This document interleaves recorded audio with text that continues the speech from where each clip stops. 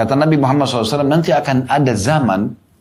Kenapa beliau mengatakan akan ada zaman? Karena di zaman beliau, semua sahabatnya itu sangat suka dengan hadis dan penyampaian Nabi SAW. Apa yang Nabi sampaikan, Allah berfirman begini, lakukanlah, kerjakanlah, tinggalkanlah. Mereka selalu berlumba-lumba untuk mengejar dan orang yang pertama melaksanakan. Tapi Nabi SAW mengatakan, nanti ada zaman setelah kalian meninggal, para sahabat beliau. Akan datang waktu nanti orang yang berpegang pada sunnahku, perintahku justru seperti orang yang memegang bara api. Maksudnya apa? Di zaman itu nanti akan sulit sekali orang kalau mau menjaga kemurnian ajaran Nabi SAW. Dan ini termasuk di masa kita. Ya. Kalau orang berusaha untuk menjaga sunnah-sunnah Nabi SAW, oh ini garis keras. Ya. Ini begini dan begitu. Padahal ini Rasulullah bersabda. Tidak mau didengar. Sulit sekali untuk berpegang. Bahkan akan ada banyak tuduhan-tuduhan yang dilemparkan. Itu biasa.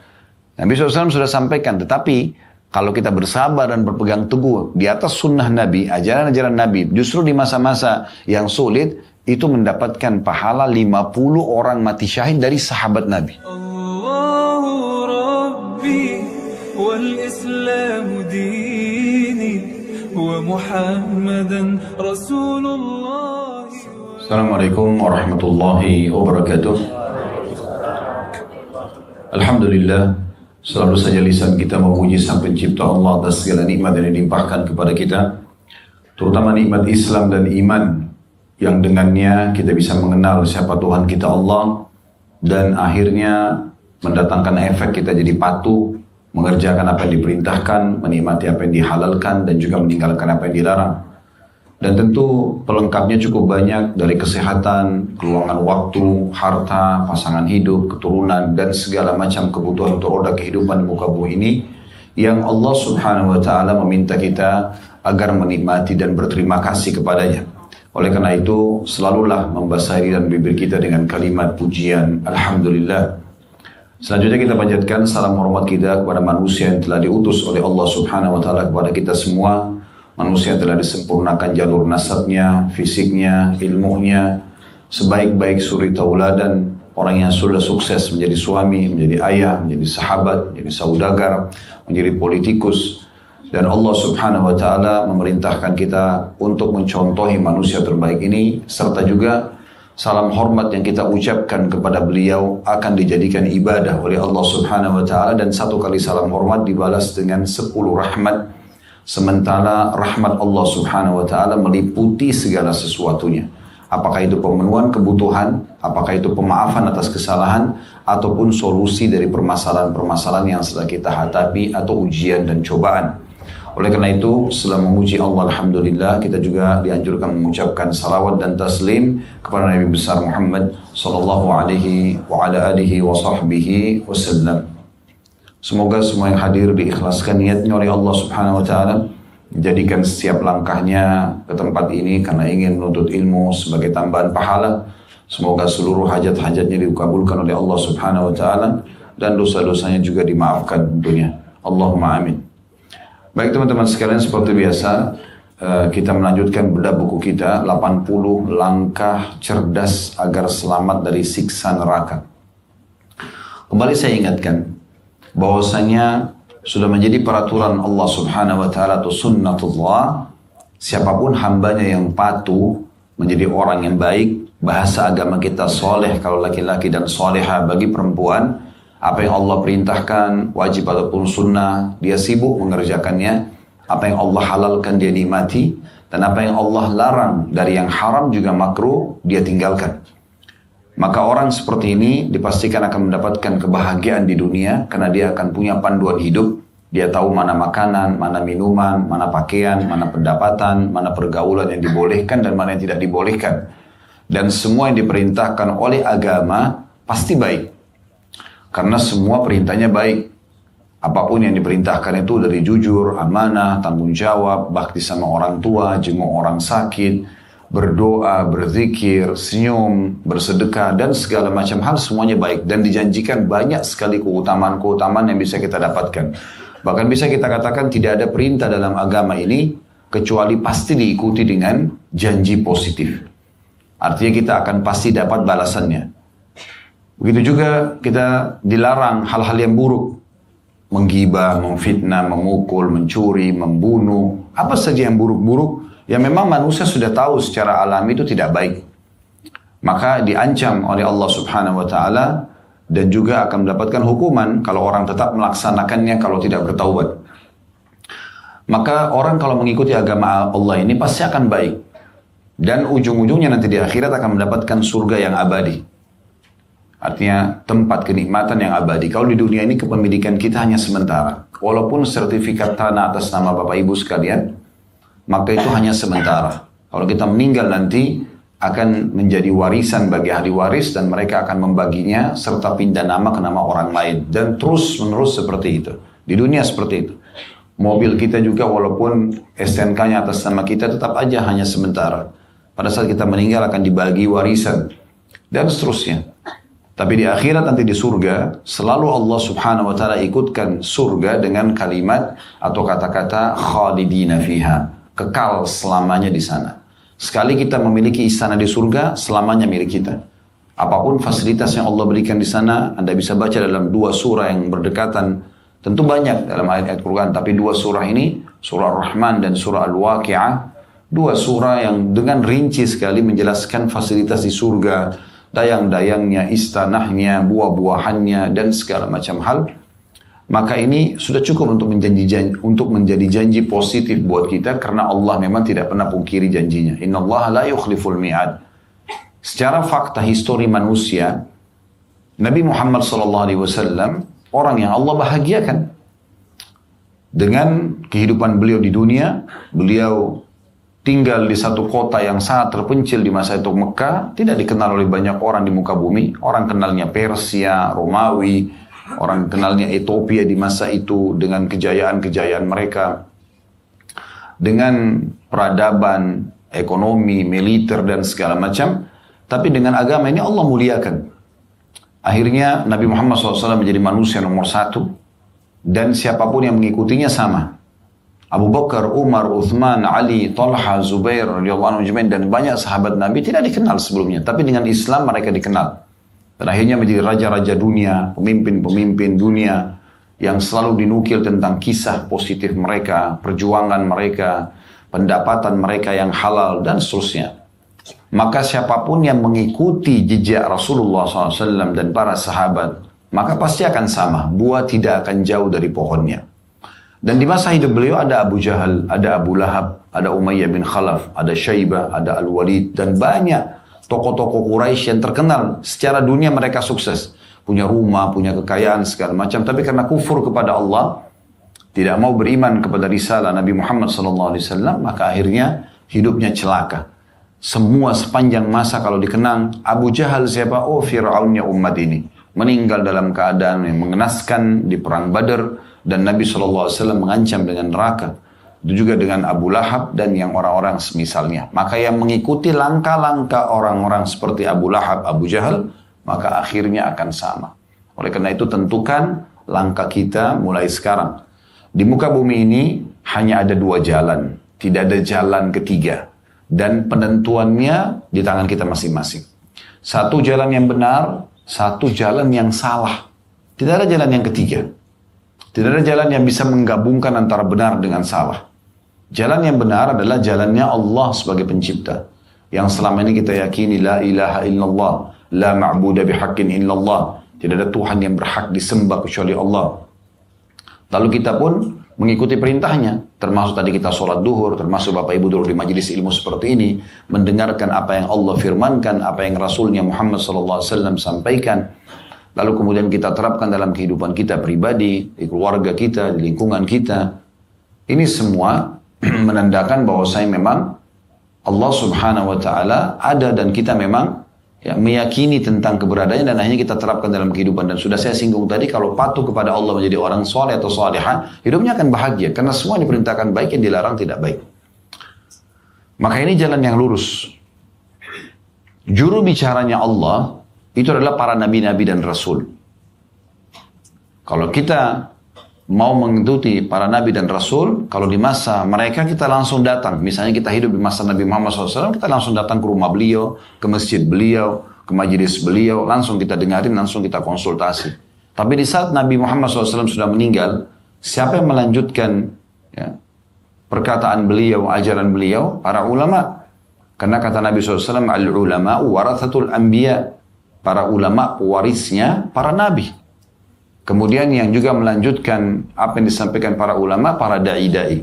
Kalau Bapak Ibu menuju ke jalan ini, dan insya Allah mudah-mudahan termasuk hadir di majelis ilmu seperti ini, kita akan dipandu ke jalannya Allah Subhanahu Wa Taala, ujung-ujungnya surga. Nah, jalan yang kedua yang salah adalah jalannya iblis. Nggak ada jalan yang ketiga. Jadi nggak usah repot-repot cari jalan yang ketiga. Pilih jalan yang benar ini, atau yang kedua jalan yang sesat dan salah. Itu jalannya iblis. Allah sudah gambarkan siapa itu iblis. Bagaimana dia bangkang untuk sujud kepada Nabi Adam, di mana Allah Subhanahu Wa Taala yang perintahkan, bukan karena sujud kepada Adamnya, tapi karena perintah Allah Subhanahu Wa Taala. Sebagaimana juga kita sujud menghadap Ka'bah bukan karena Ka'bahnya, tapi karena perintah Allah. Kalau Ka'bah batu, tapi karena perintah ada kita kerjakan itu. Tapi dia membangkang, dan ujungnya kalau ikuti iblis ke neraka. Dan ini yang sedang kita bahas, 80 langkah ya, cerdas agar selamat dari neraka. Karena neraka siksa abadi. Tidak ada kematian, tidak ada kasih sayang, tidak ada toleransi, nggak ada.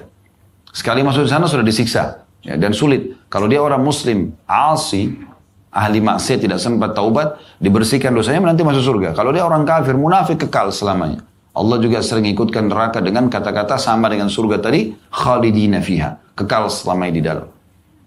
Dan ini jalan yang salah. Juru bicaranya iblis, dukun, peramal, penyamun, penyihir, kemudian para ahli maksiat. Kalau teman-teman menuju ke jalan mereka, konsultasi dengan mereka, berteman sama mereka, dibawa ke jalan iblis, ujungnya neraka. Tentukan dari sekarang. Dan sudah sering kami ingatkan dari awal kita bahas buku ini, dan sebelumnya juga kita pernah bahas tentang masalah buku hijrah, dan Alhamdulillah sudah selesai waktu itu kita bedah. Bagaimana saya mengajak diri saya dan Bapak Ibu sekalian, kalau Anda mau jadi orang baik, orang yang menentukan jalan ke jalan Allah, jangan setengah-setengah. Harus kalian jadi orang soleh, soleh sekalian, 100%. Orang soleha, soleha sekalian. Kenapa masih mencampur adukan antara jalan Allah dengan jalan syaitan?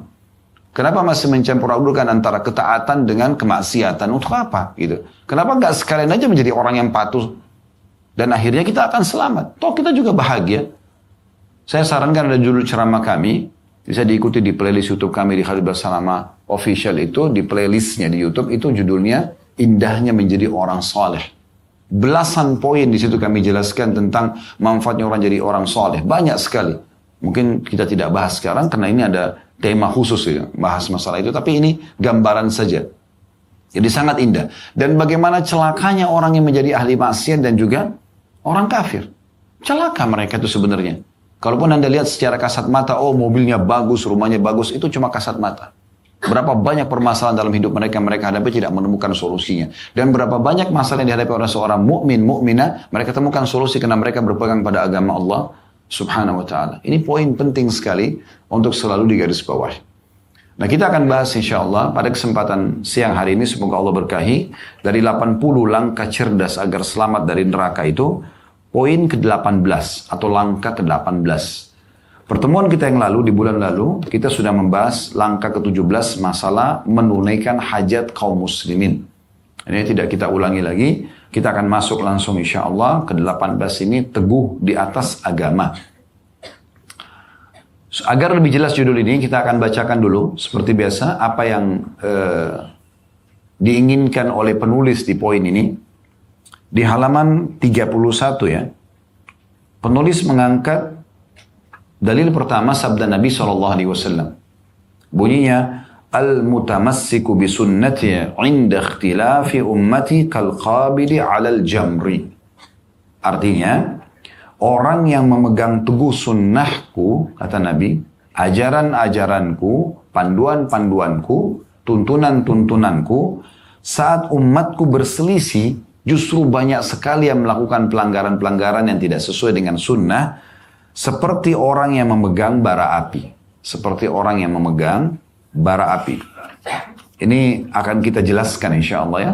Saya bacakan dulu dalil selanjutnya, karena ini seirama. Di halaman 32-nya, juga penulis mengangkat sabda Nabi SAW ya'ti 'alan nasi zamanun as-sabiru fihim 'ala dinihi kal qabidi 'alal jamri. Artinya, akan datang nanti kepada manusia suatu masa di mana orang-orang yang bersabar dalam memegang agamanya di antara mereka seperti orang yang memegang bara api. Kemudian yang terakhir yang diangkat oleh penulis adalah sabda Nabi SAW. Tentu hadis-hadis ini semua ada footnote di bawah ya. Jadi Bapak Ibu bisa lihat di situ seperti hadis tadi. Maaf saya belum sempat sebutkan. Di hadis pertama kita tadi di halaman 31 itu ada footnote nomor 24 hadis riwayat Hakim dan dihasankan oleh Syekh Albani. Hadis yang kedua yang saya bacakan tadi adalah ada footnote nomor 25 hadis riwayat Tirmidzi disahihkan oleh Syekh Albani. Dan hadis ketiga yang saya bacakan sekarang ini, kata Nabi SAW, inna min waraikum zamana sabrin. Lil mutamassiki fihi ajru khamsina syahida. Titik-titik, lalu dikatakan minkum. Terjemahannya, kata Nabi SAW, di masa setelah kalian akan ada zaman yang sulit. Maksudnya Nabi SAW bersabda kepada para sahabatnya. Ya. Setelah nanti kalian meninggal, wahai para sahabatku, akan ada masa-masa sulit buat umat ini.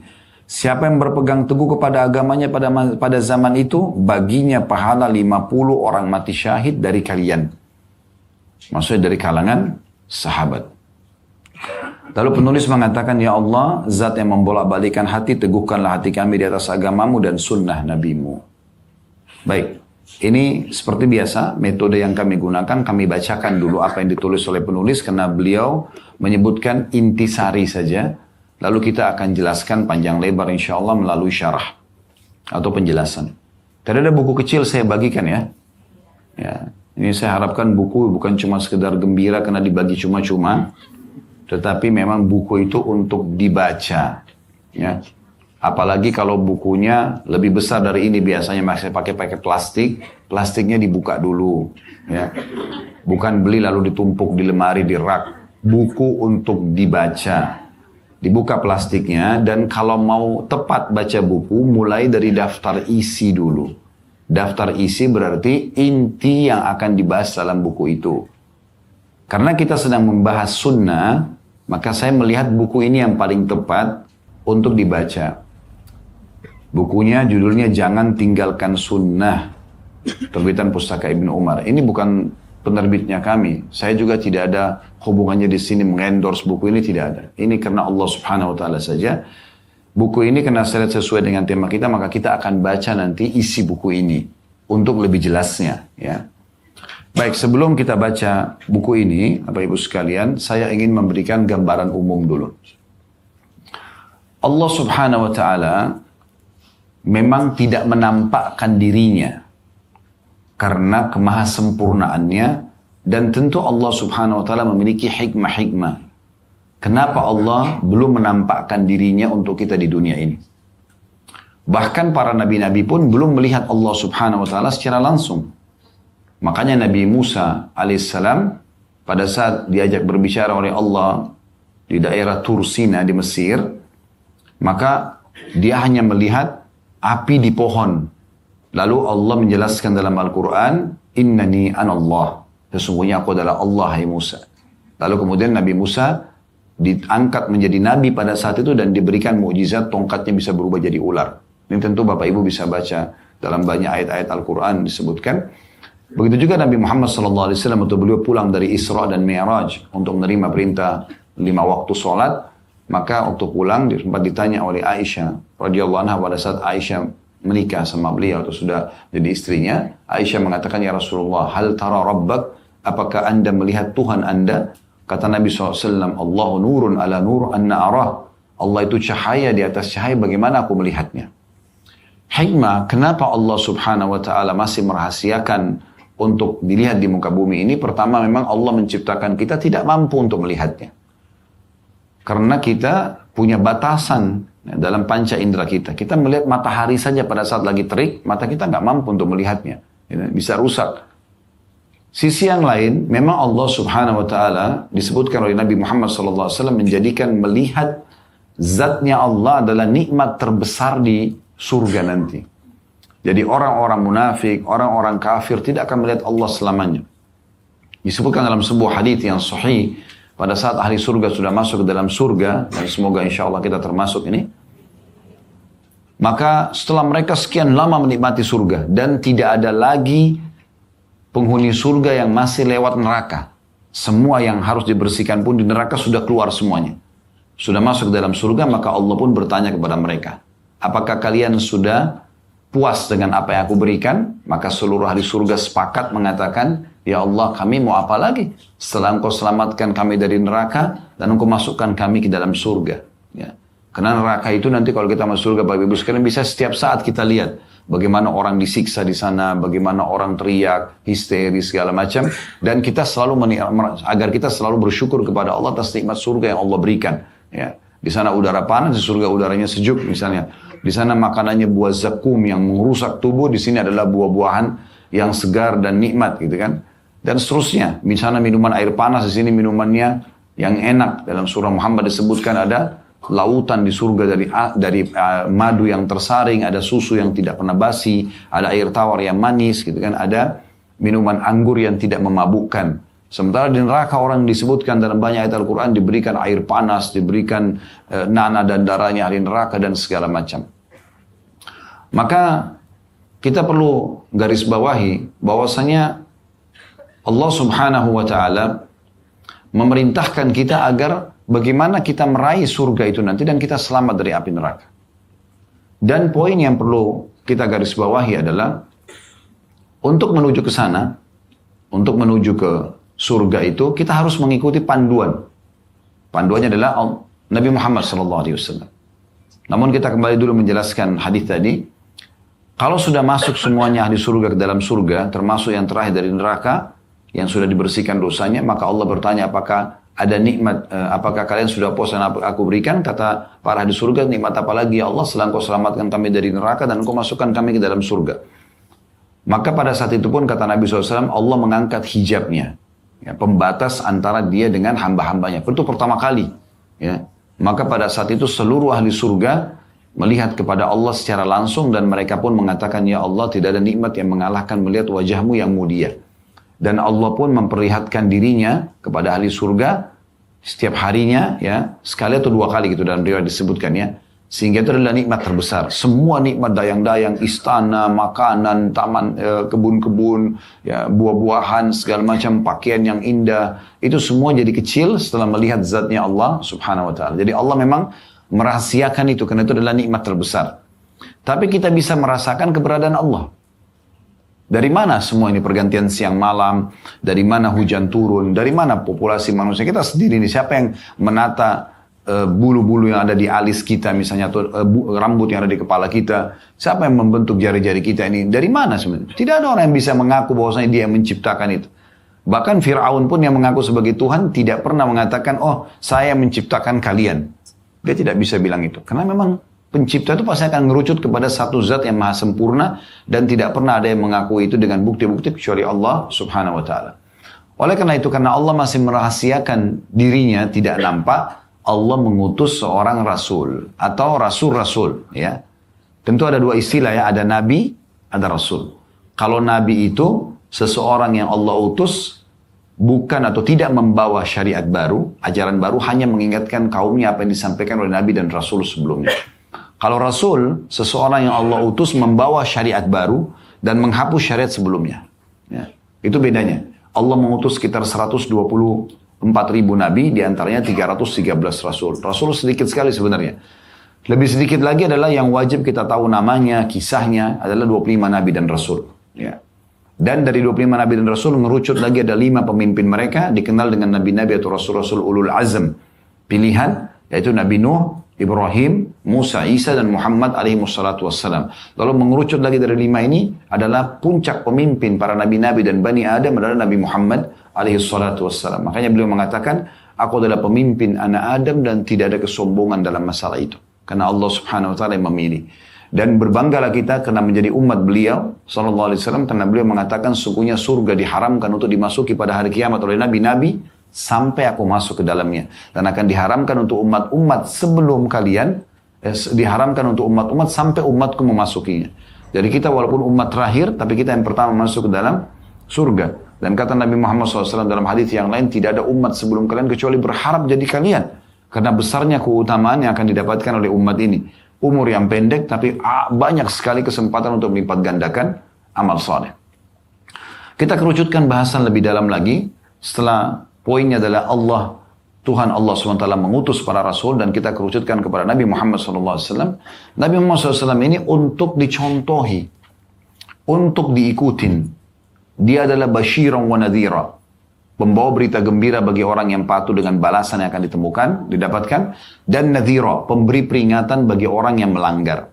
Ya. Kata Nabi Muhammad SAW dalam sebuah hadis, perumpamaan aku dengan kalian adalah ibarat orang yang sedang berhadapan dengan api unggun.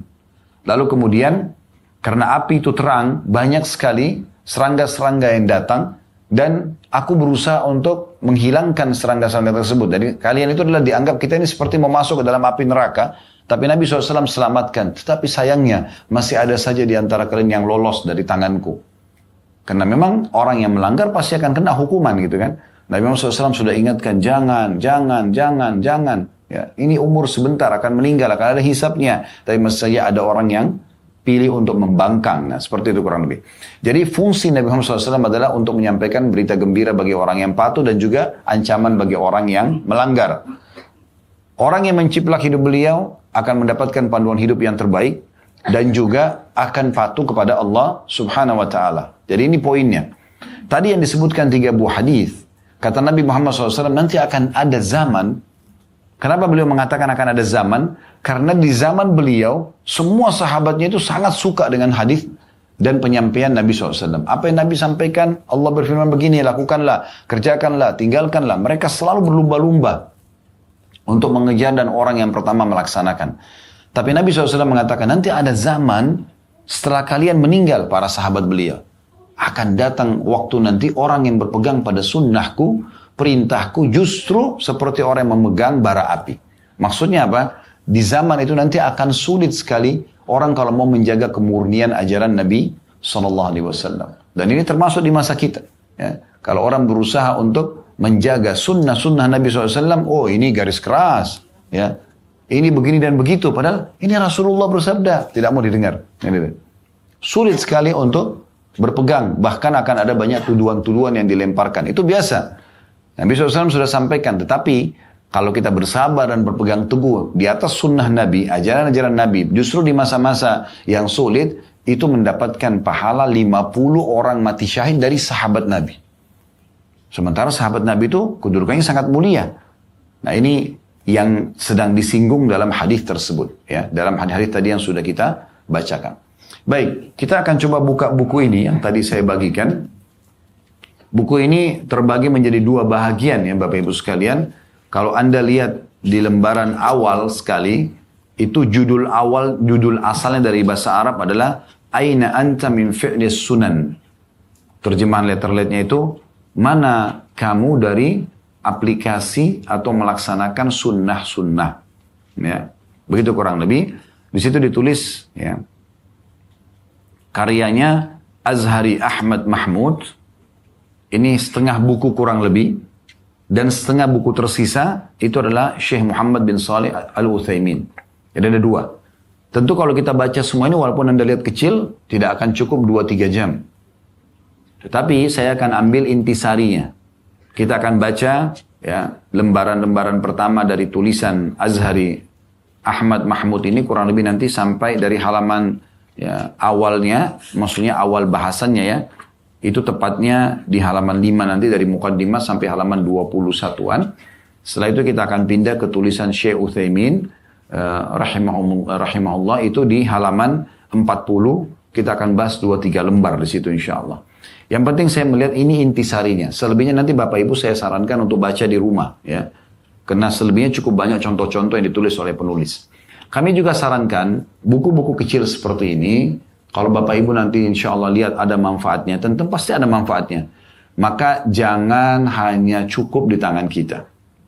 Saya memberikan contoh, pada hari ini saya berikan Bapak Ibu silakan ini, cuma-cuma dibawa pulang. Tapi harapan kami adalah selain dibaca, juga Bapak Ibu bisa mencontohi perbuatan ini. Maksudnya, beli buku-buku seperti ini. yang mudah dibaca, simple, ringan, harganya murah, ya. Bawa. Ibu taruh di tasnya, bapak mungkin ditaruh di tasnya, ya. Kalau misalnya kita jalan, bawa 3, 4, 5, 10 buku, ya. Kemudian bagikan kepada orang-orang, sebar luaskan. Kita subhanallah tidak mudah untuk menulis buku, Bapak Ibu sekalian. Saya berapa kali duduk untuk susun buku supaya bisa selesai misalnya dalam satu fase waktu. Itu tidak mudah, tidak semudah itu. Kadang-kadang sudah selesai ditulis, oh masih teringat ada dalil yang lain. Oh masih ada kisah ini mau dimasukkan. Cukup waktu lama gitu kan. Jadi kalau ada ulama sudah menulis buku seperti ini dan sudah diterjemahkan, kenapa kita nggak maksimalkan? Tinggal dengan modal 10 ribu, 15 ribu rupiah, beli kita sebar luaskan. Ilmu itu amal jariah yang paling besar. Karena sekali orang tahu, kita akan panen pahala, apalagi kalau dia amalkan. Kalau makanan, minuman kita kasih kan habis pada saat itu. Pakaian juga bisa rapuh, tapi kalau ilmu tidak. Selama dia hidup akan bermanfaat, apalagi kalau dia amalkan, apalagi kalau dia ajarkan. Maka sangat besar. Jadi jangan sia-siakan, selalu saja berbagi ilmu. Nah, mumpung ada buku-buku kecil seperti ini. Kalau buku besar kan butuh waktu untuk dibaca ya. Biasanya juga orang pemula cukup malas untuk baca. Tapi kalau buku-buku kecil begini, insya Allah aman ya. Baik, saya akan bacakan di mukaddimah buku ini, di halaman 5. Saya tidak baca lagi yang tahmid dan salawatnya karena kita sudah buka tadi ya dengan tahmid dan salawat. Maka langsung saja saudaraku sama muslim, kata penulis, sungguh Allah Ta'ala telah mengutus nabinya, N-nya besar, kata ganti Allah, sallallahu alaihi wasallam, sebagai penyeru ke jalan yang lurus.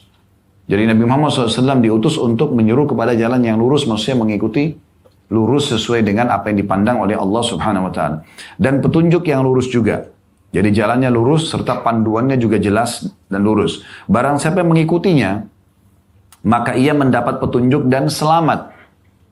Siapa yang menyelisih jalannya, maka ia sesat dan bisa binasa. Beliau SAW adalah pelita yang menerangi dan bukti yang pasti. Makna daripada paragraf ini Bapak Ibu sekalian, coba jadikan beliau sebagai suri tauladan kita, idola kita. Apa saja yang dimakan, kita makan. Apa yang diminum, kita minum. Bagaimana beliau berpakaian, bagaimana beliau bergaul, bagaimana beliau berdagang, bagaimana beliau berpolitik dan segala macam, kita ikuti panduannya. Gitu kan? Kita ikuti panduan sehingga kita betul-betul menjadikan beliau sebagai pelita dalam hidup kita. Jangan pernah makan, jangan pernah minum, jangan pernah bergaul, jangan pernah bekerja, jangan pernah beraktivitas apapun kecuali sudah menanyakan apakah Rasulullah Sallallahu Alaihi Wasallam menyukainya, memerintahkannya, terutama dalam ibadah. Ya. Kalau aktivitas kita di urusan dunia ini, mungkin masih ada pilihan ya. Karena mungkin Pak, makanan itu tidak semua sama di wilayah. Mungkin di Madinah dulu, di masa Nabi SAW, orang mayoritasnya makan kurma. Kalau kita mungkin di Indonesia makan nasi, misalnya makanan pokoknya. Yang penting konsepnya halal. Tapi kalau dalam ibadah, apalagi yang sudah baku, nggak boleh kita nambah-nambah. Ya. Nggak boleh kita melanggar Rasulullah SAW. Saya sebelum melanjutkan bacaan ini, saya ingin menambahkan poin dulu. Pelanggaran itu ada 3 Bapak Ibu sekalian. Pelanggaran ada 3. Ya. Pelanggaran yang pertama, pelanggaran ada 2, bukan 3. Ada pelanggaran 2. Pelanggaran yang pertama adalah pelanggaran yang umum orang sudah tahu. Seperti misalnya, dia melanggar apa yang diperintahkan tidak dikerjakan, atau apa yang dilarang, ya, dia langgar. Misal contoh, ada orang kerja di satu perusahaan. Perusahaan memberikan penentuan waktu, datang jam 8 pagi, keluar jam 5 sore. Tapi staf ini datang jam 9, keluar jam 4 sore. Melanggar. Ini sudah orang semua tahu. Oh ini pasti melanggar nih misalnya. Tapi ada pelanggaran yang kedua, ya, ini tadi saya keliru bilang 3 tapi 2 ya. Pelanggaran yang kedua, yang banyak orang tidak tahu kalau itu pelanggaran. Yaitu mengerjakan apa yang tidak diperintahkan. Jadi misal contoh, ini sering saya kasih contoh dalam pengajian-pengajian supaya mudah difahami. Kalau seandainya kita bekerja di satu perusahaan, dan kemudian kita duduk nih di meja, perusahaan sudah kasih, ini tempat meja Anda, ini laptopnya misalnya, ini perangkat-perangkat kita kerjalah. Ruangan itu juga tempat kita duduk di situ misalnya. Pada saat kita sudah diterima kerja, muncul inisiatif kita misalnya, menganggap tembok ruangan ini kok krem ya. Saya kurang suka, saya sukanya warna biru misal, ini misal saja. Lalu kemudian kita ambil inisiatif sendiri, beli cat yang mahal pun, lalu cat mengubah jadi warna biru. Pelanggaran bukan? Kan baik niatnya kan? Dia mau berkorban buat perusahaannya, tapi perusahaan tidak pernah minta. Oh kayaknya di depan pintu kantor ini bagus nih kalau ada karpet kuning. Misal, dia beli pakai duitnya. Dengan dia suka misalnya. Perusahaan tidak pernah suruh dia, gitu kan? Ini juga termasuk pelanggaran. Perusahaan suruh ditahkan seorang staf ke satu arah, beli satu produk misalnya, atau meeting di sebuah tempat, tapi dia belok-belok sana sini. Dia tidak to the point, atau masih mengerjakan yang lain, atau bahkan mungkin ditinggalkan apa yang diperintahkan oleh perusahaan, dia malah buat yang lain dengan pertimbangan, oh ini baik menurut saya. Nggak mungkin. Itu pelanggaran. Nah ini poin penting teman-teman sekalian. Jadi Rasulullah SAW tidak meninggal dunia kecuali sudah menyampaikan semuanya. Semuanya yang kita butuhkan. Agama ini nggak butuh tambahan. Tinggal kita terapkan, selesai. Kita akan dapat pahalanya. Karena yang sudah pasti ada panduannya. Kalau teman-teman coba-coba, kayaknya ini baik nih. Walaupun Rasulullah nggak contohin, nggak apa-apa. Dalam ibadah, maka nggak diterima. Percuma aja waktu kita sia-sia, energi kita sia-sia, kalau kita keluarin harta sia-sia, gitu kan? Gak ada gunanya. Coba mulai sekarang murnikan ajaran Rasulullah SAW. Sekarang saya mau ziarah kubur. Baik, sebelum ziarah kubur tanya, Rasulullah SAW ziarah kubur seperti apa? Lalu seperti begitu, ciplak apa adanya. Oh beliau datang ke kuburan Baqi di Madinah. Beliau ucapkan salam dan mendoakan. Kemudian beliau pulang. Selesai. Tidak disebutkan Nabi SAW bawa bunga-bunga di kuburan, siram air, nggak pernah ada riwayat itu. Tapi kan Ustaz pernah Nabi SAW lewat kuburan dalam riwayat yang sahih, beliau pernah minta kepada sahabat pelapa kurma, lalu ditancapin di kuburan. Lalu Nabi SAW bilang, ya, kedua atau penghuni kuburan ini akan diringankan siksa kuburannya selama pelapa kurma ini belum kering. Kalau ini dikenal oleh para ulama dengan khususiyatun Nabi SAW. Ini khusus buat Nabi. Karena Nabi nggak letakkan pelapa kurma di semua kuburan. Nabi hanya kebetulan lewat di sebuah kuburan, kemudian beliau mendapatkan izin oleh Allah Subhanahu Wa Taala untuk meringankan kuburan, siksa kubur untuk penghuni kubur di situ pada saat itu, dengan beliau menancapkan pelapa kurma. Tapi beliau tidak pernah, kan banyak bunga ya. Tapi Nabi tidak pernah dalam riwayat itu masuk taruh bunga di atas kuburan. Pertanyaan sederhana, lalu kenapa kita taburin bunga? Kan baik Ustaz. Nah ini masalahnya nih. Berarti baik di mata kita, bukan di mata agama. Nah ini masalahnya. Coba jaga kemurnian. Datang, ucapin salam. Nabi SAW ajarkan banyak doa kan. Dalam hadis-hadis yang sahih, Nabi SAW kalau lewat kuburan mengucapkan Assalamualaikum ahlul kubur. Semoga keselamatan tercurahkan untuk kalian penghuni kuburan. Yakfirullah lana walakum. Semoga Allah maafkan kami dan kalian juga. Ya. Antum salafuna wa nahnu bil athar. Kalian telah mendahului kami dan kami akan menyusul kalian. Dalam riwayat lain, Assalamualaikum dara qaumin muslimin. Assalamualaikum dara qaumin mu'minin. Semoga keselamatan tercurahkan untuk kalian penghuni negeri orang-orang beriman. Ya.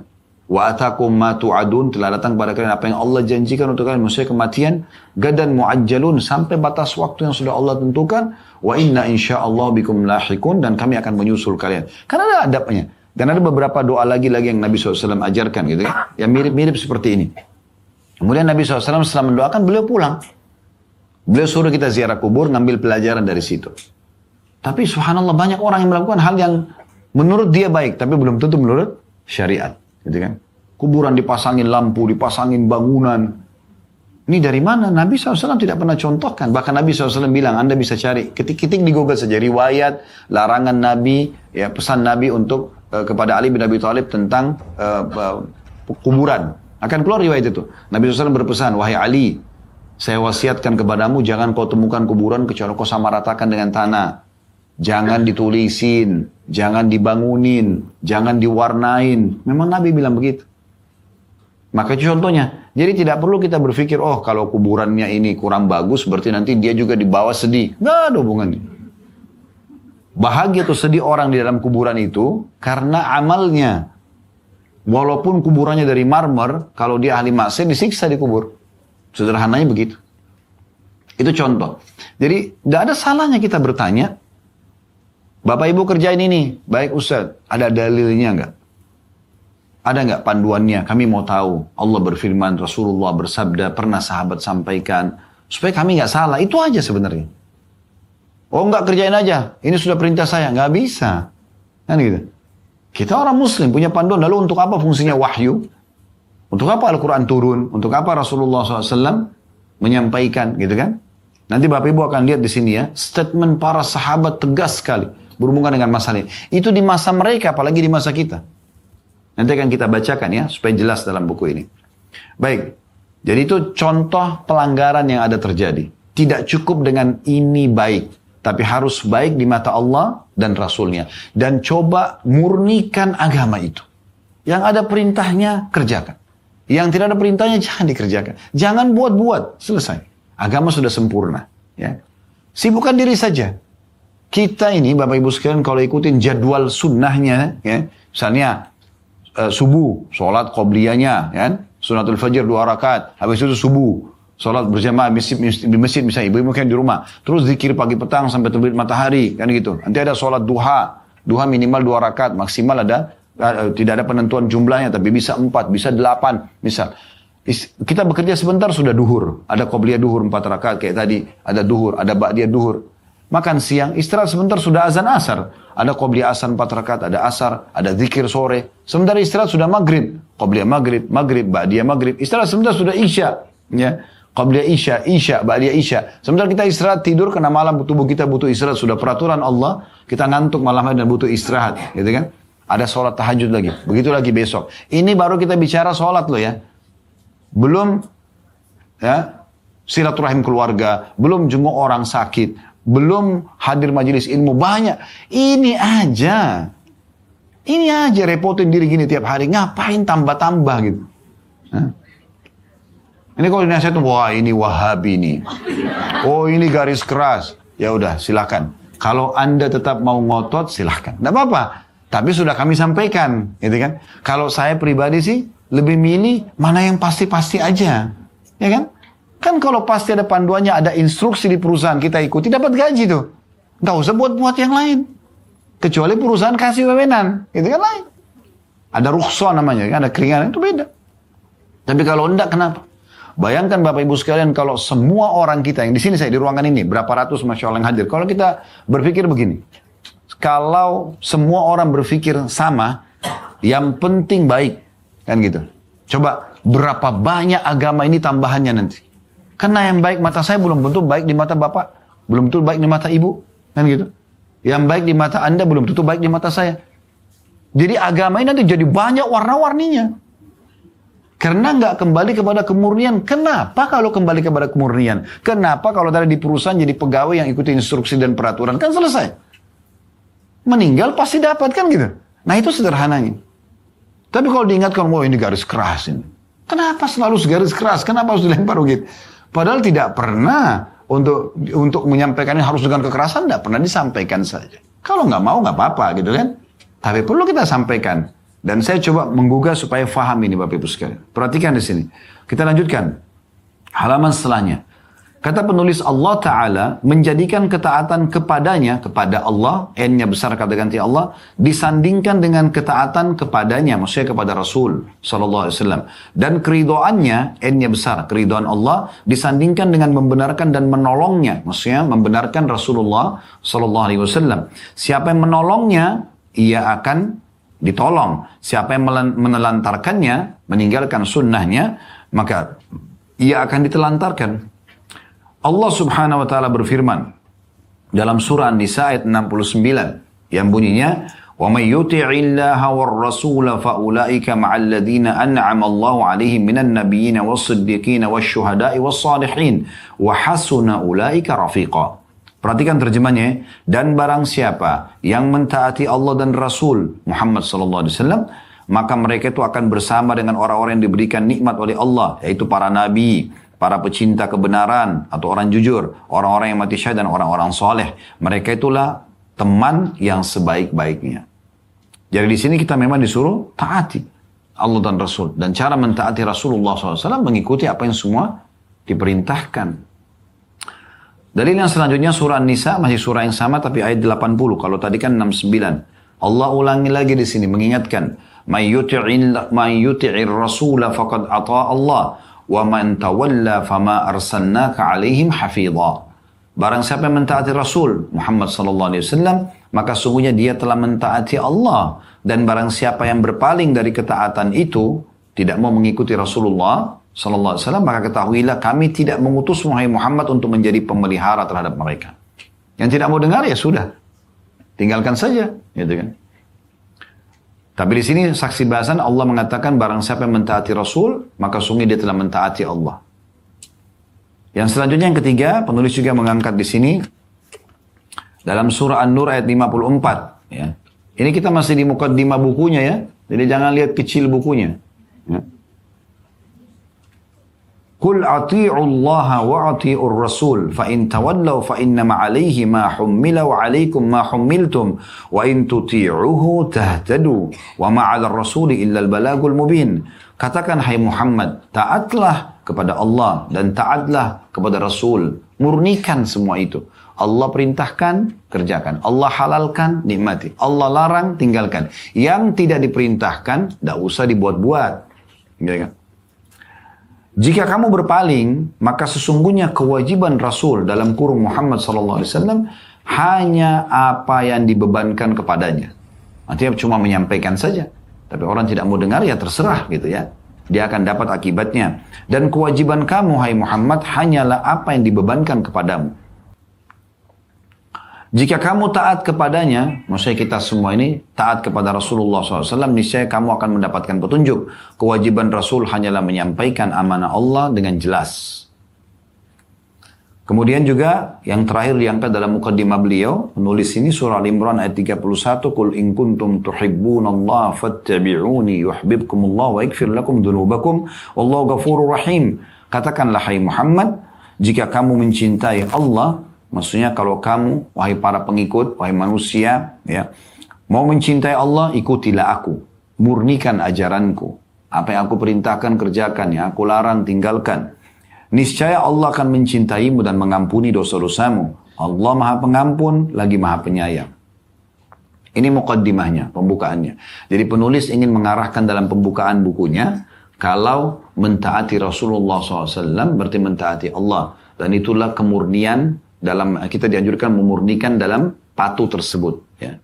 Jadi orang-orang yang patuh betul-betul adalah orang yang mengikuti seapa adanya dan meninggalkan juga semua yang dilarang itu. Baik, ada sini judul, masuk ke bahasanya di halaman 9, jangan tinggalkan sunnah. Wahai orang yang sangat berkeinginan kepada apa yang bermanfaat baginya. Kalau mau dapat manfaat, panduan hidup, kebahagiaan dunia dan akhirat. Ya. Kata beliau, wahai orang yang sangat berkeinginan kepada apa yang bermanfaat baginya. Wahai orang yang mencari karunia Allah Ta'ala, rezeki ya, yang banyak. Perbaikilah dirimu dan merenunglah bersamanya dengan jujur guna meluruskannya. Apakah engkau telah meneliti keadaanmu pada hari ini? Lalu engkau berkata pada dirimu, di manakah aku dari melaksanakan sunnah-sunnah? Sudah tahu tadi Rasulullah SAW itu sudah dicontohi. Sunnah, tanda seru di situ, syiar orang-orang yang beruntung. Kalau dia berpegang pada sunnah berarti orang-orang beruntung itu, karena pasti mengikuti manusia terbaik. Dan tanda orang-orang yang benar.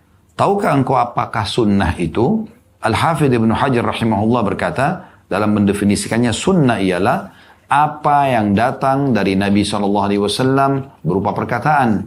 Nabi sampaikan dalam bentuk perkataan. Atau perbuatan, dicontohkan.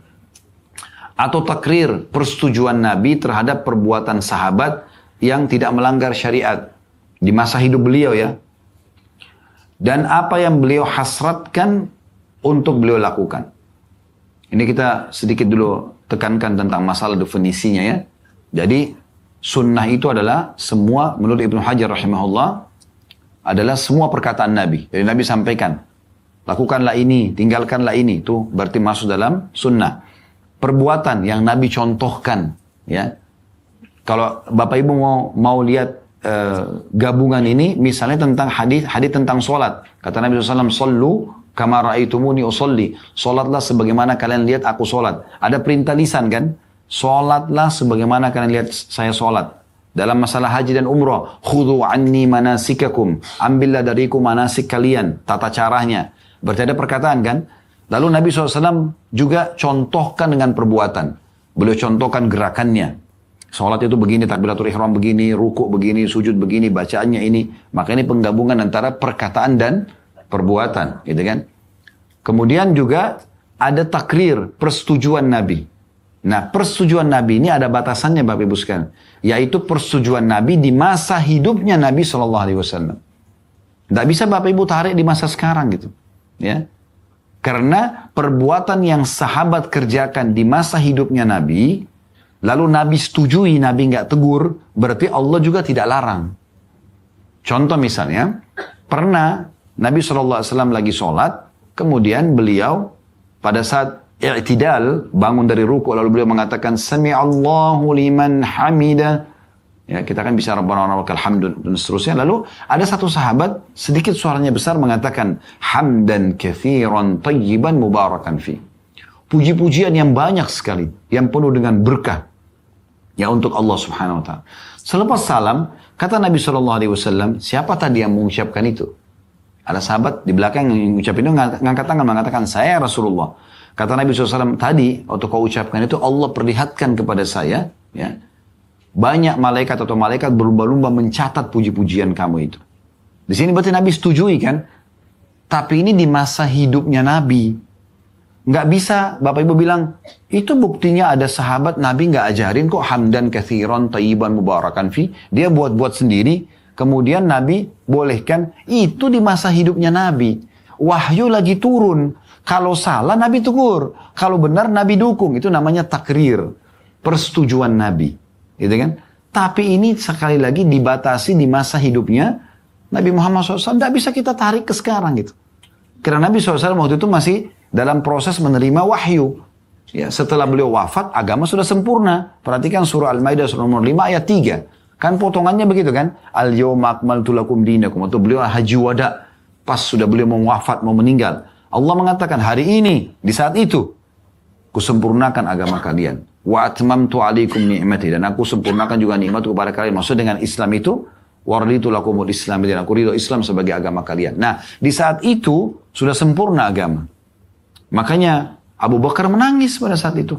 Sementara semua sahabat Nabi yang lain gembira. Oh, berarti agama kita sudah sempurna nih. Udah selesai. Semua yang halal jelas, yang haram jelas. Ada lagi yang kita butuh tambahan, tidak perlu dikurangin gitu.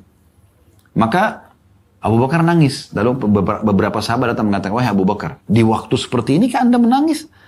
Allah sempurnakan agama kita, ya. Berarti kita sudah tidak butuh panduan lagi yang lain, gitu kan? Allah utus Rasul di tengah-tengah kita. Kita ini sudah beragama yang benar. Kata Abu Bakar, kalimat yang luar biasa, dia mengatakan, kalau agama sudah sempurna, berarti utusan yang membawanya sebentar lagi akan pergi.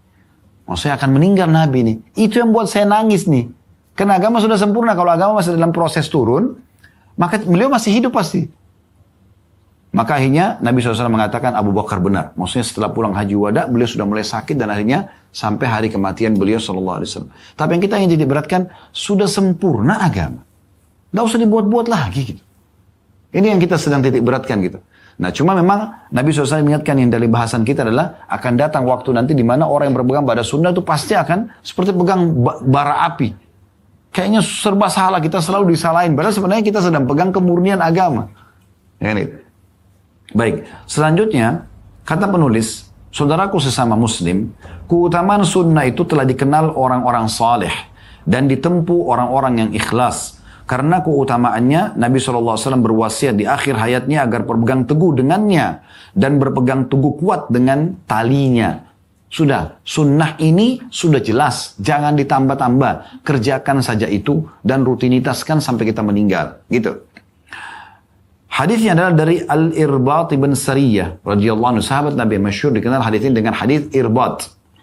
Ia berkata Rasulullah SAW mengimami kami sholat pada suatu hari, kemudian menghadapkan wajahnya ke arah kami, lalu memberi nasihat kepada kami dengan nasihat yang sangat mendalam, yang menyebabkan mengalirnya air mata dan hati kami gemetar karenanya. Maka seseorang berkata, wahai Rasulullah, seolah-olah ini nasihat yang akan orang yang akan berpisah. maka berwasiatlah kepada kami. Jadi waktu itu memang penyampaian ini kalau tidak salah di Haji Wada. Memang Nabi SAW ingatkan para sahabat karena beliau sudah dekat sekali mau meninggal. Jadi supaya jangan sampai nanti kalian salah nih. Lalu sahabat ini jeli. Coba ya Rasulullah sampaikan kepada kami sebuah wasiat yang itu sudah cukup untuk kami bisa selamat dari sekian banyaknya syariat Allah Subhanahu Wa Taala ini. Maka Rasulullah SAW bersabda, "Usikum bitaqwallah." Aku mewasiatkan kepada kalian agar selalu takwa kepada Allah. Maksud takwa adalah patuh. Apa yang Allah perintahkan, kerjakan. Apa yang Allah larang, jauhi. Apa yang halal, nikmati. Apa yang dilarang, tinggalkan. Yang tidak diperintahkan, tidak usah dikerjakan. Nah, gitu. Kemudian dikatakan, was-sam'i, wa-ta'ati, wa in kana 'abdan habasyian. Dan patuh kepada pemimpin kalian. Walaupun yang pimpin kalian adalah seorang budak dari Habasyah. Waktu itu, Habasyah ini Ethiopia. Waktu itu memang kebanyakan orang yang jadi budak dari Ethiopia. Maka Nabi SAW kasih gambaran. Kalau sudah jadi pemimpin, jangan langgar. Sudah diangkat oleh Allah Subhanahu Wa Taala. Walaupun dia caranya curang segala macam itu urusan dia. Tapi kalau jadi pemimpin, kita taat selama bukan menuju kita maksiat kepada Allah. Itu yang Nabi SAW mengatakan, patuh. Jangan ada pemberontakan, jangan ada begini dan begitu. Walaupun yang pimpin adalah seorang hamba sahaya dari Ethiopia. فَإِنَّهُ مَنْ يَعِشْ مِنْكُمْ يَرَى بَعْدِي فَإِنَّهُ مَنْ يَعِشْ مِنْكُمْ dalam kurung yara. Di sini kalau kita tidak baca yaranya karena itu tambahan riwayat. فَإِنَّهُ مَنْ يَعِشْ مِنْكُمْ بَعْدِي فَسَيَرَى اِخْتِلَافًا كَثِيرًا. Ketahuilah siapapun di antara kalian nanti yang hidup peninggalku, dia akan lihat banyak sekali perselisihan di antara umat. Maksudnya ragam sekali ibadahnya. Macam-macam mereka buat ibadah. Nabi SAW bilang gitu. Perselisihan banyak banget. Tata cara yang terlalu beragam. Lalu kata Nabi SAW, di saat itu, kalau kalian hidup, ini wasiatku. Ya. Fa'alaikum bisunnati. Berpegang teguh pada sunnahku. Yang ada panduan dari aku saja, pegang itu. Ya. Wa sunnatil khulafa'ir rasyidin al-mahdiyin. Dan sunnah ya, khulafa'ur rasyidin, ya, pemimpin-pemimpin yang telah mendapatkan petunjuk. Di sini kita sudah disepakati oleh muslimin, khulafa'ur rasyidin adalah Abu Bakar, Umar, Uthman dan Ali radhiyallahu anhum ajma'in. Tamassaku biha, berpegang teguh pada itu. Wa'addu 'alaiha bin nawajid. Kalau perlu gigit dengan gigi geraham kalian. Masih ini saking beratnya nanti di saat itu berpegang pada sunnah, tapi tetap pegang, jangan sampai keluar dari itu. Supaya jelas diberikan balasan oleh Allah karena sesuai dengan panduan. Lalu kata Nabi SAW, wa iyyakum muhdatsatil umur, dan jangan buat-buat, terutama perkara dalam ibadah. Fa inna kulla muhdatsin bid'ah, karena perbuatan yang dibuat-buat itu dikenal dengan perbuatan baru dalam agama. Wa kullu bid'atin dhalalah, dan perbuatan yang baru dalam agama itu pasti akan membawa pada kesesatan. Ini perkataan Nabi gitu, ya. Jadi bukan perkataan saya, tapi ini sudah turun-temurun diwariskan tentang penyampaian hadis ini. Dan ini subhanallah, Nabi SAW sampaikan di akhir hidup beliau. Dan perhatikan sahabat yang bertanya mengatakan, wasiatkan kepada kami. Supaya nanti kalau anda meninggal, kami bisa selamat. Karena seakan-akan ini khutbah anda perpisahan gitu. Dan memang betul Nabi meninggal setelah itu, pulang di Madinah lalu mulai sakit dan meninggal dunia gitu. Maka Nabi SAW mengingatkan tuh, berpegang pada sunnahku. Ingat, ada panduan dari aku, lakukan. Tidak ada jangan. Dan ikuti juga khulafa'ur rasyidin.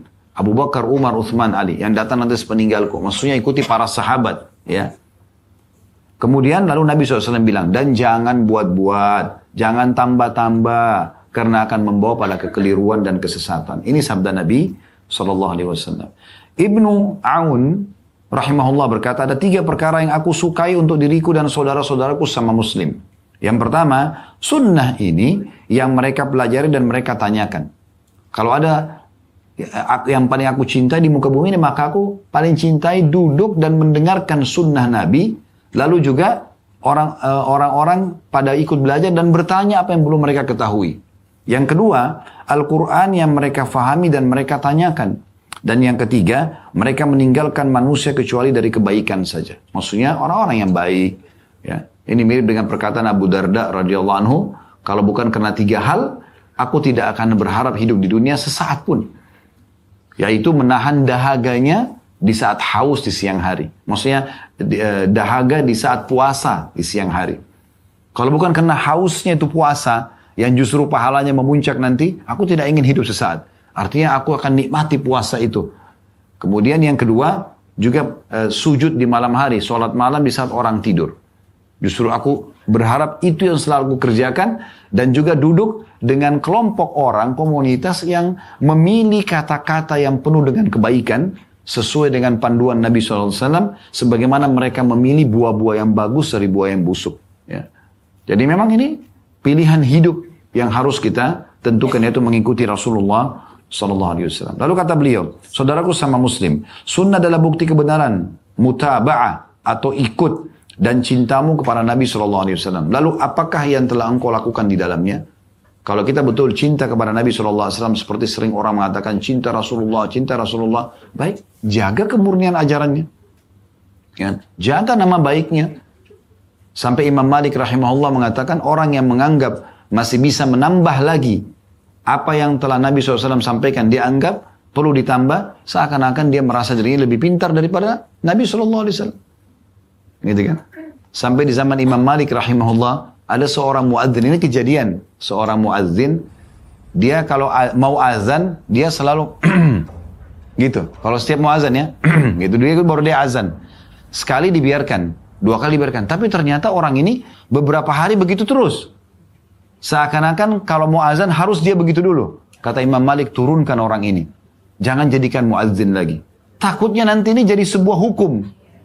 Orang semua akan anggap, oh kalau sebelum azan dulu gitu. Nah, coba bayangkan bagaimana Imam Malik ini menjaga kemurnian itu. Jangan nih. Kalau orang sekali mungkin keselak, mungkin lah ya. Tapi kalau setiap mau azan begitu berarti ada masalah orang ini. Berarti dia ada niat untuk menjadikan itu sebagai bagian sebelum azan gini loh. Nah, kan jadi masalah. Langsung diberhentikan jadi muadzin, coba bayangin. Itu luar biasa gitu. Saking bagaimana mereka menjaga kemurnian itu. Baik, selanjutnya, kata beliau, mengerjakan sunnah-sunnah adalah perhiasan amal saleh dan keindahannya yang menawan. Karena itu orang-orang yang memelihara sunnah-sunnah adalah orang-orang yang paling sempurna amalnya dan paling dekat dengan kebenaran atau kepada kebenaran. Kalau ikuti sunnah maka pasti benar, karena ada panduannya kan gitu. Anda tidak dapati pengikut sunnah pun, melainkan ia senantiasa berusaha menggapai derajat tertinggi dalam amal saleh. Karena dia tahu sunnahnya, dia jaga yang terbaik. Dia selalu menjaga apa yang diperintahkan. Karena itu para sahabat, ridwanullah alaihim, adalah orang-orang yang paling sempurna jalannya dan paling benar dalam mengikuti Nabi SAW. Ibnu Mas'ud radhiyallahu anhu, sahabat Nabi namanya Abdullah bin Mas'ud, berkata, barang siapa yang ingin mencontoh, maka contohilah orang yang sudah mati. Karena orang yang masih hidup tidak aman dari fitnah. Mereka adalah sahabat Rasulullah SAW. Jadi Abdullah bin Mas'ud maksudnya kalau kalian mau selamat, contohi para sahabat Nabi yang sudah meninggal. Karena mereka ikuti Nabi dan mereka sudah bertahan terus di atas sunnah sampai meninggal. Mereka adalah sahabat Rasulullah SAW. Mereka adalah sebaik-baik umat ini. Yang paling baik hatinya, paling dalam ilmunya, paling sedikit memaksakan diri. Ya, maksudnya memaksakan diri dalam perbuatan yang dilarang gitu kan. Jadi tidak melakukan kemaksiatan. Allah Azza wa Jal telah memilih mereka untuk menyertai nabinya dan menegakkan agamanya. Karena itu, kenalilah keutamaan mereka, ikutilah athar mereka, maksudnya jejak mereka, dan berpegang teguhlah dengan akhlak dan sirah mereka menurut kesanggupan kalian. Karena mereka berada di atas jalan yang lurus. Jadi setelah Nabi SAW meninggal, ikuti dan contohi para sahabatnya. Jadi kita sekarang berada pada zaman yang banyak orang meninggalkan sunnah-sunnah. Baik karena kejahilan maupun karena berpaling. Sampai-sampai banyak di rambu-rambu sunnah sampai-sampai banyak dari rambu-rambu sunnah yang dikikis atau terkikis. Dan agama bagi banyak orang menjadi perkara yang diwariskan secara turun-temurun. Dan mereka tidak beranjak darinya. Bentuk ketidaksukaan manusia dari sunnah-sunnah ialah menjauh dari mempelajarinya dan jauh dari bertanya mengenainya. Sementara orang yang mengetahui sesuatu darinya di antara mereka, engkau lihat ia tidak berkeinginan untuk mengamalkannya. Jadi maksudnya kalaupun ada orang sekarang di masa kita tahu tentang sunnah, dia tidak mau amalkan. Atau ada orang memang tidak mau belajar sama sekali karena menganggap tidak penting. Ya. Betapa mengherankannya orang yang menyembah Allah Ta'ala dengan tanpa ajaran dan petunjuk dari sunnah Nabi. Dari manakah orang ini bisa digolongkan sebagai orang-orang yang mendapatkan petunjuk? Ada, saya selipkan kisah di sini. Di masa Hasan Basri, pernah dengar Hasan Basri ya? Seorang ulama tabi'in rahimahullah. Beliau hidup di tahun 100-an, ya, 110 Hijriah gitu. Intinya, beliau pernah beliau jadi imam di masjid jami'nya Basra. Hasan al-Basri, Basri nama kota di Irak, tempat beliau hidup. Nah, namanya dia Hasan. Maka beliau pernah selepas imami sholat asar, habis salam, lagi berzikir, ada orang di saf berdiri. Kemudian kerjain sholat. Di dalam saf ya, di dalam saf pertama gitu dia sholat. Imam Hasan Basri ini ingin menegur. Saya mau tanya, kamu ini sholat apa gitu. Habis asar kan tidak ada ba'diyah. Ya, dilarang sholat. Awal-awal Islam pernah ada, beberapa riwayat dinukil memang ada sholat gitu kan. Tapi setelah itu dilarang oleh Nabi SAW. Jadi umumnya orang tahu, ba'diyah subuh tidak ada, ba'diyah asar tidak ada. Karena waktu dilarang sujud. Nabi SAW mengatakan iblis sedang mengeluarkan tanduknya, kita dilarang sujud. Baik, ternyata orang ini setelah salam 2 rakaat, Imam Hasan Basri baru mau tegur, dia berdiri lagi, sholat lagi. Ditunggu, salam, berdiri lagi sholat. Sampai sudah 6 rakaat atau 8 rakaat. Masih mau berdiri sholat. Maka Imam Hasan Basri berdiri, begitu dia berdiri mau sholat, dipegang tangannya. Kata Hasan Basri, kamu ini sholat apa? Dia bilang, masa saya dihukum sama Allah gara-gara saya sholat? Begitu loh bahasanya. Masa saya dihukum sama Allah padahal saya sholat? Kata Imam Hasan Basri, Allah nggak hukum kamu karena kamu sholat. Allah hukum kamu karena kamu buat-buat sholat. Ini nggak ada perintahnya, ngapain dikerjain? Ba'diyah asar sampai 8 rakaat dari mana ini? Hah? Jadi nggak cukup niat baik. Ada panduannya nggak? Nanti sia-sia percuma gitu. Coba, begitu jelinya mereka memahami tentang masalah penting menjaga kemurnian sunnah. Rasulullah SAW bersabda, selanjutnya penulis membahas lagi di halaman 15 ya. Rasulullah SAW bersabda, taraktu fikum amrayni lan tadillu ma tamassaktum bihima kitaballahi wa sunnata nabiyyih. Aku telah meninggalkan di tengah-tengah kalian 2 perkara. Kalian tidak akan tersesat selama berpegang teguh pada keduanya. Kitabullah dan sunnah Rasulnya. Selalu kepada kemurnian wahyu. Ibnu Battal rahimahullah berkata, tiada perlindungan bagi seseorang atau bagi seorang pun kecuali dalam kitabullah, sunnah Rasulullah, atau dalam ijma' kesepakatan ulama menurut pengertian salah satu dari keduanya. Maksudnya dari Al-Quran ataupun sunnah. Apakah engkau, wahai saudaraku, termasuk orang-orang yang suka mengerjakan sunnah-sunnah, ataukah termasuk orang-orang yang meremehkan dan dalam melakukan sunnah-sunnah? Tanda tanya. Tanyakanlah hal itu kepada dirimu sendiri dan simpanlah jawabannya, sebab engkau tidak akan melampaui salah satu dari 2 golongan tersebut.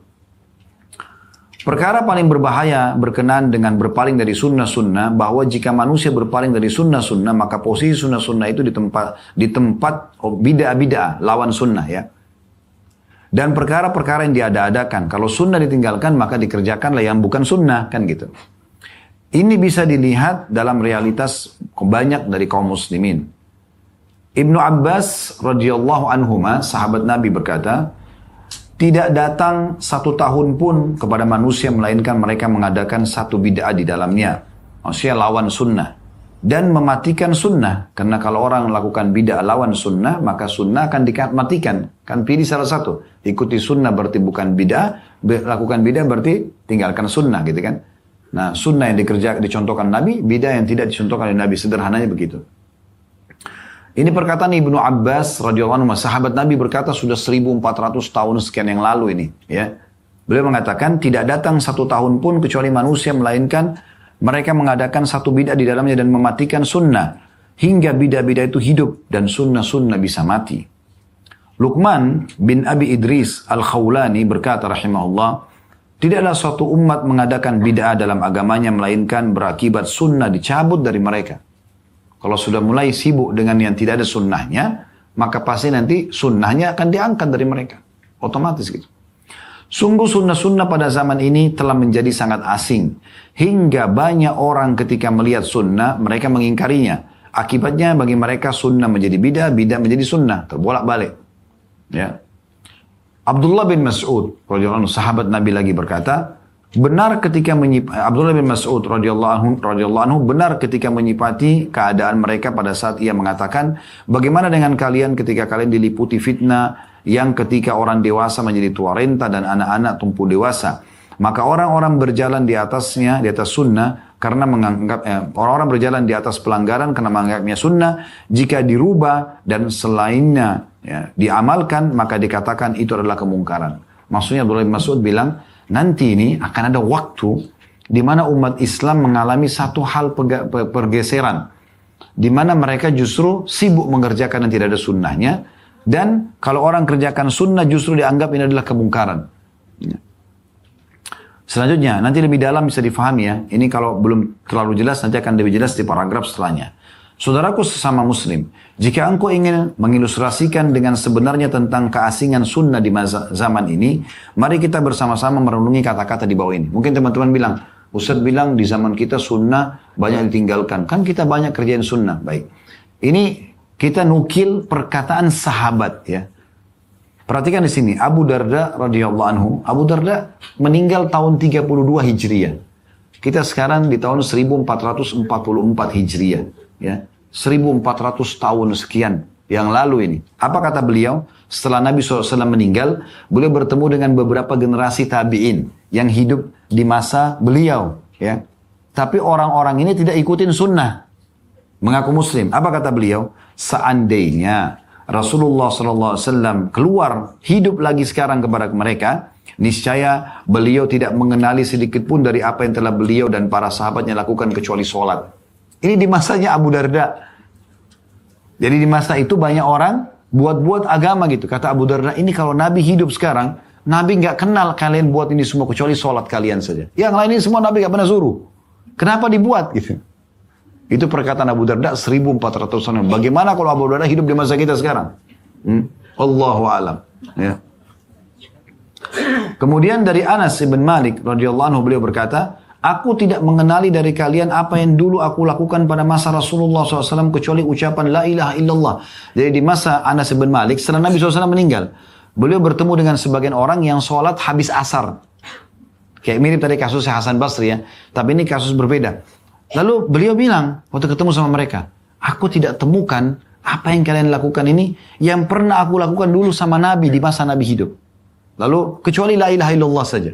Yang lain ini banyak kalian kerjakan tidak pernah saya lihat di masa Nabi.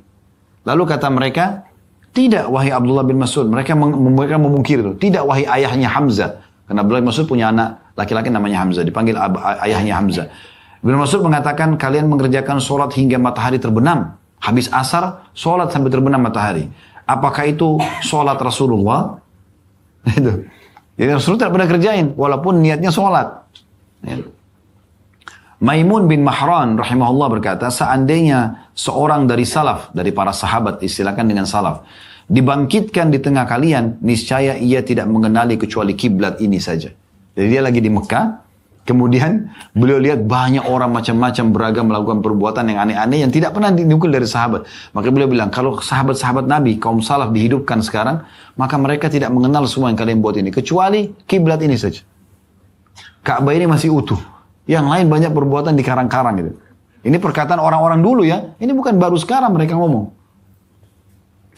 Orang-orang yang mulia itu mengingkari keadaan manusia dan mengabarkan duka cita kepada mereka tentang keasingan sunnah-sunnah pada zaman ketika agama masih kuat dan nafas-nafasnya bercampur dengan petunjuk pertama. Maksudnya petunjuk wahyu Nabi SAW.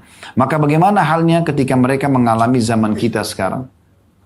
Pertimbangkanlah hal itu. Hingga engkau mengetahui apa yang dilakukan manusia pada zaman ini berupa jauh dari sunnah.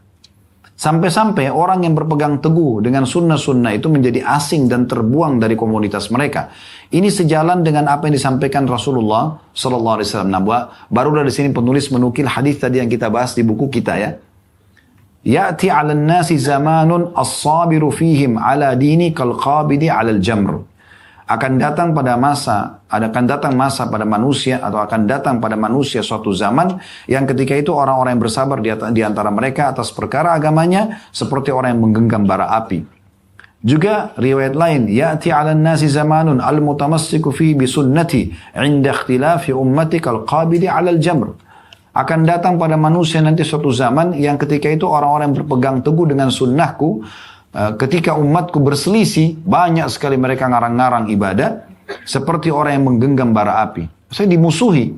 Tapi Nabi sudah bilang, berpegang teguh pada sunnah, berpegang teguh pada sunnah. Ya, itu akan ada keselamatan. Sungguh, Nabi SAW memisalkan gangguan yang ditemui orang-orang yang berpegang teguh dengan sunnah seperti orang yang menggenggam bara api. Ini adalah pernyataan yang paling mendalam untuk mengilustrasikan fenomena orang-orang yang berpegang teguh dengan sunnah. Ini berisikan hiburan bagi mereka dan perintah supaya berpegang teguh pada sunnah hingga tekad mereka tidak menjadi kendor karena gangguan yang mereka dapati dalam perkara ini. Ini adalah isyarat yang mencengangkan dari Nabi SAW dan ini termasuk jawami'il kalim atau terjemahnya kata-kata yang ringkas tapi padat maknanya. Ini dari beliau. Salah satu mukjizat Nabi Muhammad SAW adalah jawami'il kalim namanya ya. Nabi SAW sampaikan kata-kata ringkas tapi padat sekali isinya. Duhai orang yang diberi Allah Ta'ala anugerah untuk melakukan sunnah-sunnah. Kalau ada di antara kita yang Allah berikan kesempatan berpegang teguh pada sunnah. Kalau mau ibadah ada panduan sadar. Tidak ada maka dia tidak kerjakan. Kata beliau, ya, duhai orang yang diberi Allah Ta'ala anugerah untuk melakukan sunnah-sunnah. Janganlah engkau dilemahkan oleh pendapat yang lemah. Dan jangan tekadmu digoyahkan oleh godaan para penyesat. Imam Malik rahimahullah, saya sisipkan sebuah tambahan di sini informasi. Beliau pernah berkata di depan murid-muridnya, semua perkataan dan perbuatan bisa diterima dan ditolak. Lalu beliau isyaratkan jari telunjuknya ke kuburan Nabi. Kecuali pemilik kuburan ini. Apa yang, maksudnya seakan-akan beliau mengatakan, kalau sudah pemilik kuburan ini, Rasulullah bicara, selesai. Semua tunduk dan patuh itu orang beriman. Dan pasti keselamatan. Yang tidak diperintahkan, tidak. Maka beliau ingatkan dengan itu. Wahai orang yang berkeinginan untuk melakukan sunnah-sunnah, janganlah kebohongan orang-orang yang sesat dapat menghalangimu darinya. Nggak usah kerjakan, itu kan sunnah, dan seterusnya. Sebab jika engkau telah diberi taufik kepadanya, maka kalau kita diberikan taufik oleh Allah SWT untuk berpegang teguh pada sunnah, maka sungguh engkau telah berpegang teguh dengan dasar yang sangat besar. Dan engkau telah berlindung dengan benteng yang sangat kokoh.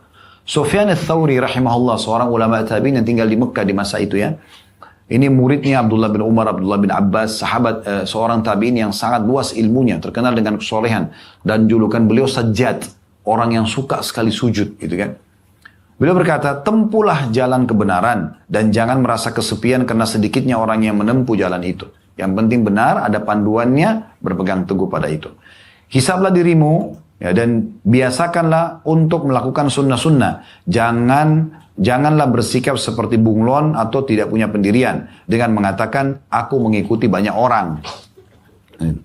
Jangan hiraukan pendapat orang karena mencari keridhaan makhluk adalah tujuan yang tidak tercapai. Karena itu jadikanlah keinginan itu satu dan berlaku jujur dan bersama Allah, maka dia akan menyampaikanmu kepada harapanmu dan menghinakan musuhmu. Ya. Ini kurang lebih gambarannya dan tentu setelahnya ini cukup banyak penyampaian contoh-contoh yang saya bilang tadi kita baca sampai halaman 21 ya. Karena melihat waktu saya tidak bisa baca semuanya. Kita coba pindah sekarang ke ini kurang lebih kita baca sampai halaman 21 dari penulis pertama ya. Tadi sudah kita bacakan namanya yaitu ya Azhari Ahmad Mahmud ya. Hafizahullah. Kemudian kita akan baca sekarang tulisan Syekh Muhammad bin Utsaimin. Ya, coba kita lihat di halaman 40-nya. Ini diterjemahkan dari sebagian kitab yang judulnya Al-Ibda'u fi Bayan Kamalish Syar'i wa Khatari Ibtida'. Apabila ada yang bertanya, bagaimana jawaban Anda mengenai sabda Nabi SAW, "Man sanna fil Islami sunnatan hasanatan falahu ajruha wa ajru man amila biha ila ba'dahu min ghairi an yanqusa min ujurihim syai'." Terjemahannya sabda Nabi SAW ini, barang siapa yang berbuat suatu sunnah di dalam Islam dengan sunnah yang baik, maka baginya pahala perbuatannya dan pahala orang yang mengamalkannya tanpa mengurangi pahala mereka sedikit pun. Bukankah sanna di sini bermakna syara'a atau mensyariatkan? Maka Syekh Utsaimin menjawab, Orang yang mengatakan bahwa man sanna fil islami sunnatan hasana, barang siapa yang berbuat satu sunnah dalam Islam dengan sunnah yang baik, adalah orang yang juga mengatakan kullu bid'atin dhalalah. Semua bid'ah itu akan membawa pada kesesatan dan kesalahan. Yang mengatakan semua itu adalah Nabi SAW. Tidak mungkin beliau as-sadiqul masduq, orang yang benar dan dibenarkan atau orang yang paling jujur, ya. Lalu mengatakan sesuatu yang mendustakan perkataan beliau, ya, yang lainnya. Perkataan-perkataan Rasulullah SAW selamanya tidak akan saling bertentangan satu sama lain.